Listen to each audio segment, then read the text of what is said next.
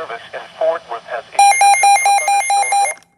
Northeastern Kaufman County in north-central Texas, northwestern Van Zandt County in north-central Texas, until 2:30 p.m. Central Daylight Time.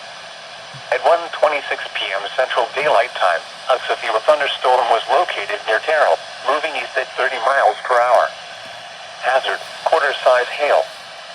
Source, radar indicated. Impact, damage to vehicles is possible. Locations impacted include Terrell, Kaufman, Kenton, Wills Point, Talty, Edgewood, Fruitvale, New Terrell City Lake, Lake Tawakoni, Myrtle Springs, Elmo, Post Oak Bend City, Oak Ridge, Ola, Lawrence, and Elsa. This includes Interstate 20 between mile markers 493 and 530. For your protection, get inside a sturdy structure and stay away from windows.